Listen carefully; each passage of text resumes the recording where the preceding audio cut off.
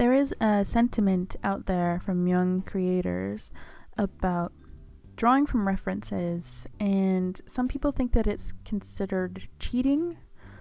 And I'm not even really talking about tracing art or using pictures that aren't yours. That's a different kind of issue.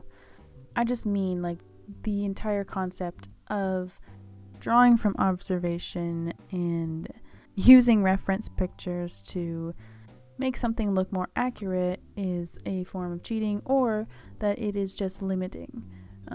Some people think it stunts your creativity to only draw what you have access to, what you can see, what you know. When we are children, we have this incredible imagination and we just have this freedom to do whatever we want. I think our first experience with adversity when it comes to creating art is often school teachers, and high school teachers especially. Apart from the very real experiences that some people have where the teachers were just hateful people, the rest of us, we think of our high school teachers as being kind of strict and overbearing. I know that when I was in high school, like every other kid, I used to like drawing anime characters, even creative ones that were my own characters or just people I knew. And I didn't really know that there was an issue with that until a parent-teacher interview. Probably the only one my mom ever went to in my whole life. And my teacher said, "Oh, Melissa does a lot of cartoon drawings. I'd like her to do a lot less of that and do some more drawing from references." And me being like the obedient little child that I was really taken aback by that, because I didn't have any warning beforehand. I wasn't like these other people with their stories that their teachers were always bullying them or pressuring them or talking about their art like it was garbage and ripping their art and horrible abusive things like that.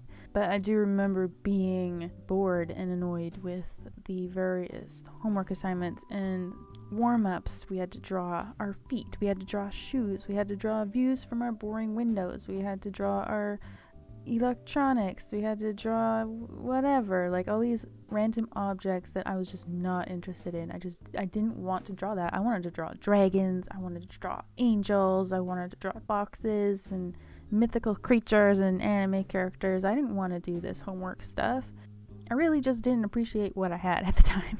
And even now, after drawing and painting so many things, I still rely quite heavily on references, because we're always in a state of study. I did have a college professor tell me that we shouldn't worry about coming up with brilliant ideas and masterpieces because we're in our study stage and everything we make is probably going to look like crap. So you don't want to waste your ideas while you have bad skills. That really messed me up for a long time because it made me worry that I was going to waste my ideas, and so I would just be too afraid to use my ideas. And so I didn't do anything in college that was creative. In that sense, for a while, it was definitely stunting my creativity. We had this idea that our study phase was a finite time, that at some point we were going to reach the pinnacle of skill and we were going to come out on the other side and say, okay, now I can make masterpieces. Now I can make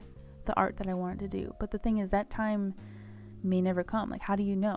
So we were just always in a state of study. I remember this situation where I was drawing like a cow and my teacher came up to me and she says, "What is this dog about? What is he doing?" And I'm like, "It's not a dog, it's a cow." She's like, "Oh, that doesn't look anything like a cow. It doesn't have ears like that. It doesn't have eyes like that.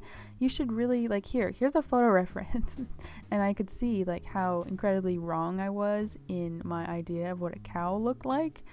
Even though I could visualize a cow, I'd seen cows, but my brain just thought that it knew better than my eyes and took over.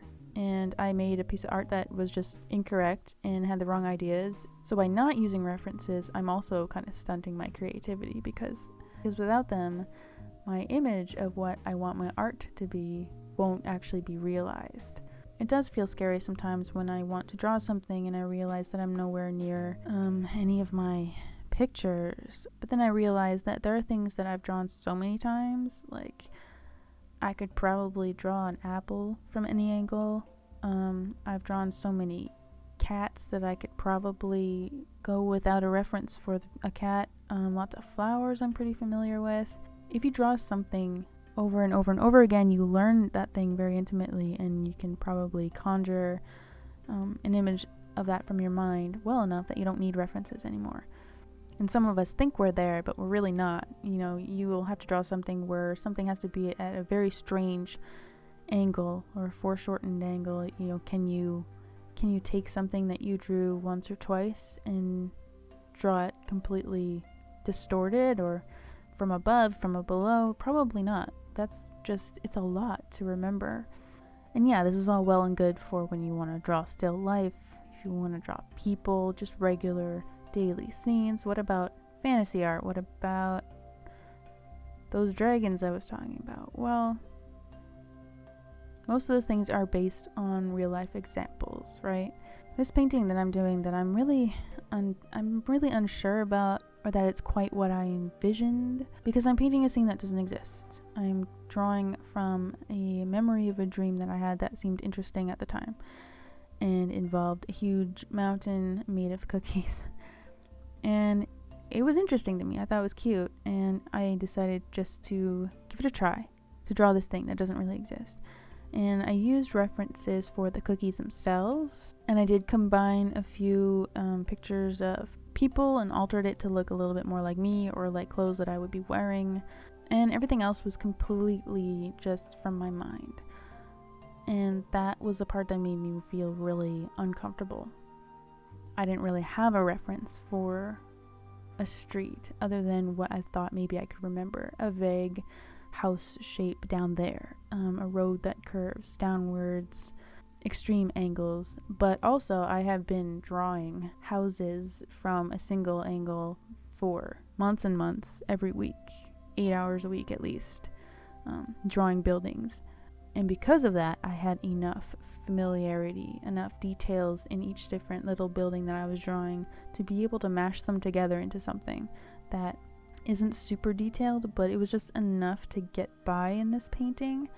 And so my experience from drawing from references, from drawing those boring scenes from my bedroom window in high school, from drawing forest scenes in my neighborhood, I was able to patch it enough together to create something that I can't get a reference for. And so in that sense, drawing from life and from photo references that you take, it's actually the opposite of limiting.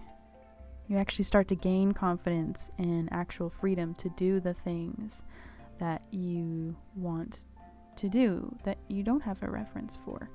As long as during all the study process you are still exercising your creative muscles at the same time. You're still keeping a sketchbook, writing down your ideas, doing thumbnails for things that you might want to draw in the future. Just make a lot of really bad art for a while, because you can always go back and redo it.